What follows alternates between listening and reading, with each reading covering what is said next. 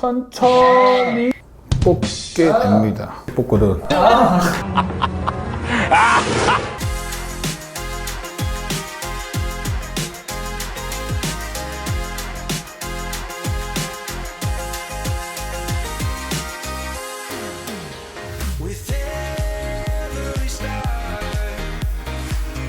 안녕하세요. 피부과 전문의 김홍석입니다. 집에서 손쉽게 할 수 있는 탈모 자가 진단법, 오늘 주제입니다. 여러분들, 탈모가 뭐예요? 머리카락이 빠지는 거죠. 근데 이 머리카락이 빠지면 다 탈모라고 하나요? 그렇지 않잖아요. 자, 이 탈모의 기준이 있습니다.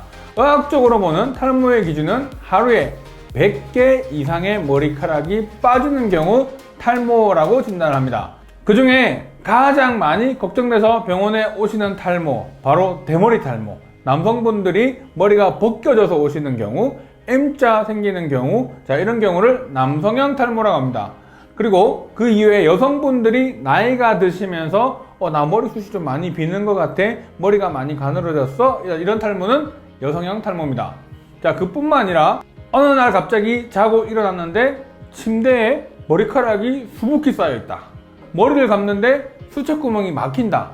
그리고 빗을 비는데 머리카락이 우두둑 떨어진다. 자, 이런 탈모를 휴지기 탈모라고 합니다. 항암 치료를 하고 난 이후에 머리카락이 빠지시는 분들이 있죠. 그리고 이 치료가 끝나고 나면 다시 머리가 자라나게 되는데요.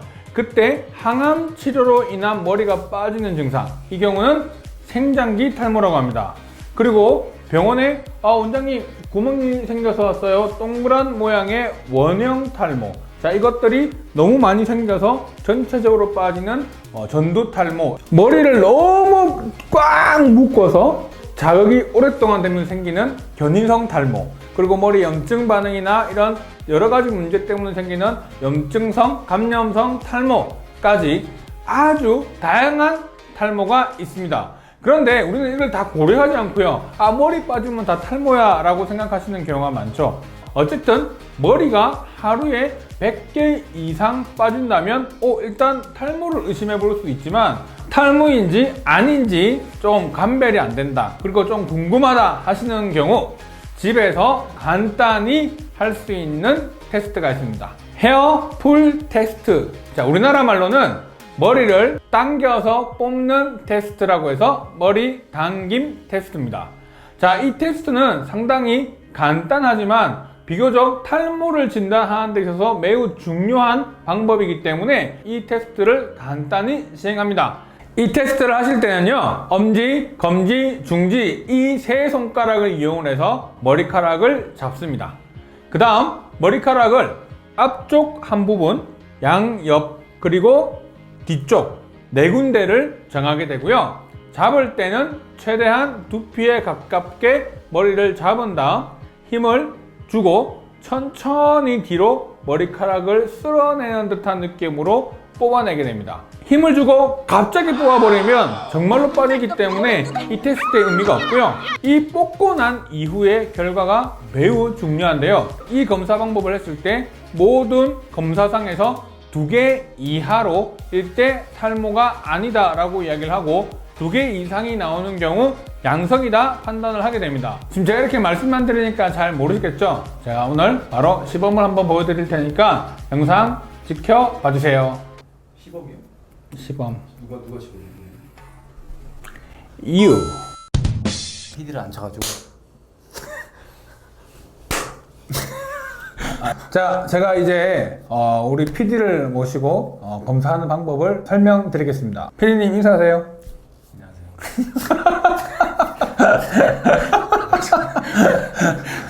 아니, 나한테는 늘 못한다고. 너무 재밌어 하시는 거 아니에요? 나한테는 늘 못한다고 뭘 하면서 지금 본인은 지금 뭐 하는 거야 지금? 자, 고개 이렇게 숙여보고, 갑자기 툭 들어. 자, 앞으로 보고, 자, 머리 선을, 오우, 이마가 손바닥이 들어가는데? 자, 이마 선을 중심으로 해서 한 2-3cm 위를 잡고요. 손가락 3개를 이용을 해서 그냥 푹 잡습니다. 머리 끝을 잡게 되고요. 그대로 힘을 주어서 천천히 이렇게 뽑는 거죠. 뽑으신 거예요? 네. 자, 옆쪽은 바로 측두부. 우리 머리를 중심으로 했을 때 요 옆에 있는 요쪽 부분을 뽑게 됩니다. 그래서 측두부를 잡고 똑같이 천천히 힘을 주면서 뽑게 되고요. 자, 안 나왔습니다. 실패예요?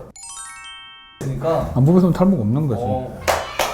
자, 그 다음 또 마찬가지로 측두부 부분에 머리카락을 랜덤하게 잡고 똑같이 뽑게 됩니다.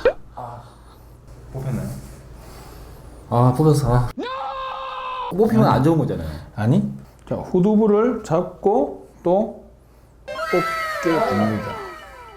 선생님 이거 테스트. 근데 나는 보통 그냥 이렇게 잡으면 돼. 이렇게 뽑거든.